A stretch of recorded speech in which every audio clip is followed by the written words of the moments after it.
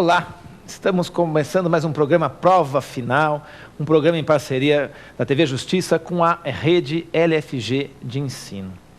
Eu sou o professor João Aguirre, dou aula de Direito Civil e hoje nós vamos falar de Direito de Família, vamos falar de um tema bem legal, bem interessante que está na ordem do dia. Como você sabe, o nosso programa ele é composto por 3 blocos. O primeiro bloco é o do tema do dia e o nosso tema de hoje é a investigação de paternidade. É um tema que está sempre aí em voga, todo mundo está discutindo, todo mundo quer saber e tal, e é o tema que nós vamos discutir com bastante cuidado no dia de hoje. No nosso segundo bloco, nós vamos responder ao Pergunte ao Professor. São perguntas dos telespectadores de todo o Brasil, tem perguntas bem interessantes, perguntas bastante comuns sobre o tema, dúvidas bastante costumeiras, corriqueiras sobre o tema, que nós vamos responder hoje. Vai ser bem interessante essa abordagem que fizeram sobre as dúvidas do telespectador. E no nosso terceiro e último bloco, o X da questão, nós vamos responder a 2 perguntas de concursos que caíram anteriormente. Para você que está aí se preparando para um concurso, está preocupado com uma prova, tal, para você ficar esperto e descobrir como é que isso tem sido exigido nesses concursos, para a gente fazer uma boa abordagem e ficar com um programa bem legal. Fica com a gente já volta para o tema do dia, investigação de paternidade. Até já!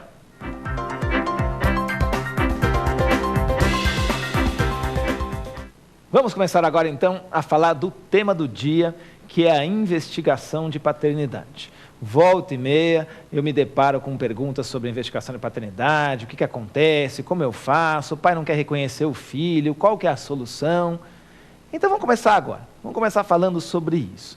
Primeiro, a primeira informação que é fundamental, que é muito importante, é a seguinte: a investigação de paternidade já está garantida pela Constituição Federal como um direito da personalidade. A todos é garantido o direito de investigar a sua origem genética, o direito de investigar quem é seu pai, a sua história e etc. e tal. Lembrando também que não pode haver distinção entre filhos, de acordo com o artigo 227, parágrafo 6º da Constituição Federal. O filho é sempre filho e ele tem sempre o direito de querer saber, de descobrir quem é o seu verdadeiro pai. Então, por essa razão, a gente tem que partir do primeiro pressuposto que nós estamos tratando de um direito sagrado, tá? Imprescritível, que é o direito de investigar a paternidade. Todo mundo, então, tem esse direito. E vai fazer de que forma? Como é que funciona essa ideia da pessoa nascer, o registro e etc. e tal? Tem diferença? Uma pergunta que é muito comum, sempre me fazem. Tem diferença se a pessoa é casada, se ela vive em união estável? Como é que fica o registro de nascimento? Como é que fica o reconhecimento? Ah, a moça namorou com um moço lá, ela engravidou, o moço agora não quer reconhecer, como é que ela faz? Essas dúvidas que são muito constantes, eu espero resolver essas dúvidas hoje nesse nosso programa. Então vamos começar com a pessoa casada.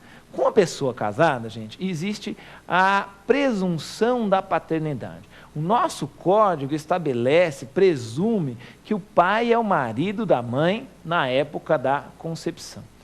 Então eu tenho uma presunção jurídica de que se o sujeito está casado, a mulher engravida após o casamento, o pai é o marido.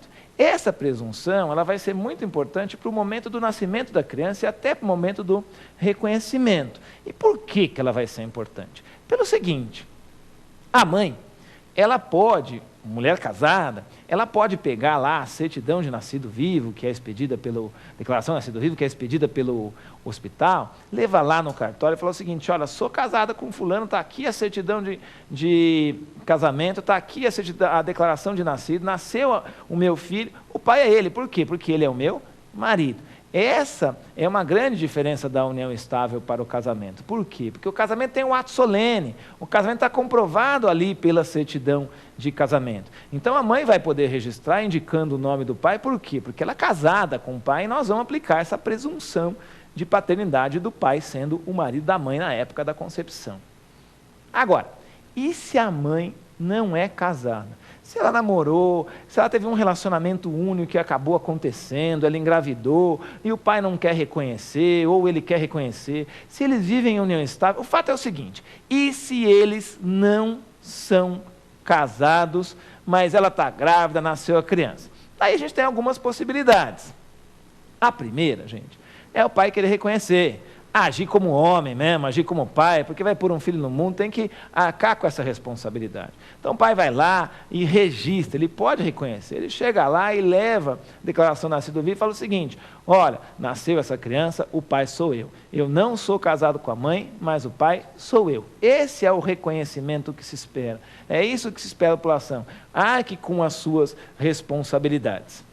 Um problema é que, infelizmente, não é todo mundo que pensa assim. Infelizmente mesmo. Eu acho que tem que ser assim. Mas não é todo mundo que pensa assim. Tem gente que não quer reconhecer. E daí? O que a mãe pode fazer? Ela pode chegar lá e registrar em nome do pai? Pode. Não pode, gente. Ela não pode chegar lá e registrar em nome do pai. Ela pode chegar no cartório. Então, agora vamos explicar como é que funciona essa história. Ela pode chegar no cartório. Que cartório, João? O cartório de registro civil das pessoas naturais. Repetindo, o cartório de registro civil das pessoas naturais. Então, a mãe vai pegar aquela declaração do hospital de nascido vivo, que nasceu uma criança, que a mãe é ela, tem lá o documento dela, ela vai chegar lá e vai dar um nome para o seu filho, e vai falar o seguinte: olha, eu não sou casado, mas o pai é fulano, ou o suposto pai é fulano. Eu namorava com ele, eu vivo em união estável com ele, eu tive uma relação sexual com ele, eu tenho certeza que é ele, etc. e tal. E ela indica o nome e dá, se possível, a melhor qualificação que ela tiver desse suposto pai. Então, óbvio, se ela tiver um RG, se ela tiver um endereço, se ela tiver um CPF, fica melhor. Às vezes ela não tem, né? Aquele negócio de uma noite, aconteceu e etc. e tal, não tem, mas ela indica, ela tem que indicar, suposto pai é fulano. Ela não pode registrar, o cartório não vai poder registrar esse filho em nome do pai. O pai teria que reconhecer voluntariamente, ou se não, tem que haver ação de investigação da paternidade. Então o cartório não pode registrar. Cuidado, gente, é motivo até de perda da delegação do cartório, se o cartório registra esse filho em nome de um pai que não está casado. Quem tem que reconhecer é o próprio pai. O cartório está proibido, não pode registrar. O que o cartório vai fazer? O cartório, ele vai informar o juiz dos registros públicos, tá? Que existe uma declaração de nascimento aí pela mãe, que a mãe reconhece um filho, tá? Registrou o filho em nome dela e que ela indicou o suposto pai. Esse juiz vai fazer o quê? Ele vai mandar intimar esse suposto pai para comparecer ao juízo dos registros públicos. Traduzindo, esse juiz, ele vai designar uma audiência, intimar o suposto pai para comparecer. E esse suposto pai, ele pode agir de algumas formas. De que forma, João? A primeira forma que ele pode agir seria a seguinte: ele pode chegar lá, comparece à audiência e reconhece o filho. Não, realmente o filho é meu, pode colocar o meu nome, eu sou o pai mesmo, excelência, tá, onde é que eu assino? Né? Esse seria o melhor dos mundos. Ele chega lá, comparece e reconhece o filho como sendo seu.